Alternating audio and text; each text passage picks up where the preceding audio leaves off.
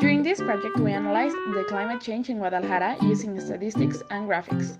To do this, we used in the chart the lowest registered temperature and the highest one. Then we got the average temperature of each one and the average temperature between the lowest and the highest. Hi, in this table we can see the months and temperatures. In the first row, we have the month name. In the second, the month, but in number, starting from 0 for January and 11th for December. Then we have temperature low and temperature high. From these two, we can get the temperature average, and this is going to be our average temperature of each month. And in this graph, we can see both models, the software generated and the parameter generated.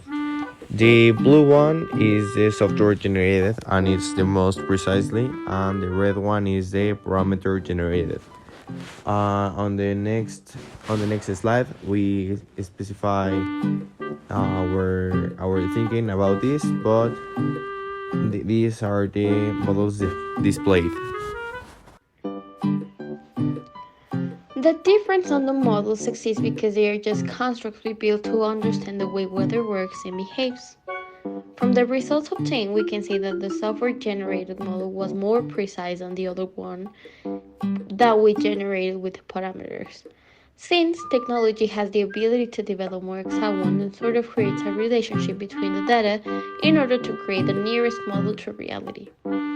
From the two models, we can see the software generated was better, since the graphic forms has more geometry than the one created by the parameters. As well, we can say it plotted better and instantly developed calculus, so we could get the most precise results. Temperature's behavior is totally related to time, and it changed between 10 and 25 degrees.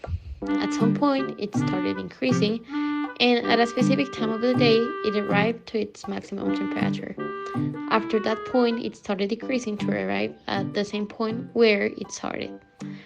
In this case, the period represents a day, since a complete circle inside our model's function means that the time that happened from the minimum temperature to the maximum temperature was over. Here, with our comparison parameters, the values we got were: our amplitude was -4, we didn't get an x displacement, our period was pi over 6, and finally our y displacement was 19.5, and this is the value that the software gave us.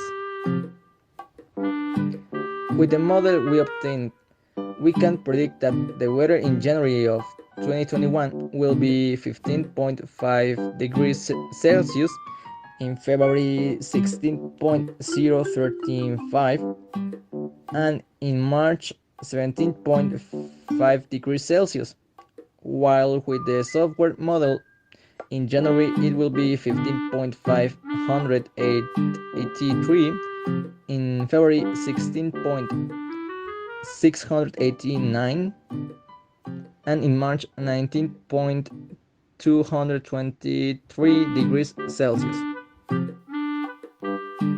Reflection questions. Why was your individual collaboration important during this activity? Everyone had to decide their own work in an organized and fair manner to be able to work in the most efficient way possible.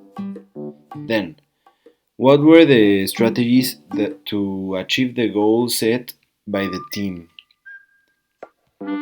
We made sure that everyone had the topics and subtopics understood so that everyone had a clear goal in mind and we could help each other if an issue presented itself. What did you do when one of the teammates contributed with ideas? We listened to them. We considered these ideas and we brainstormed whether or not their ideas had a positive or negative impact on the project. Then, to achieve the team goal, what was your contribution? Each one of us made sure that our information and our work was polished and well finished.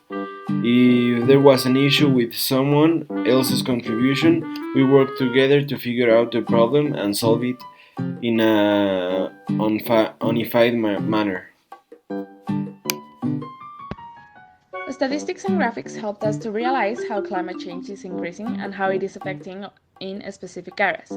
These graphics helped us have a little bit of perspective over the years, and we used the statistics and graphics to have the average temperatures. After that, we analyzed the graphics obtained and watched climate variations.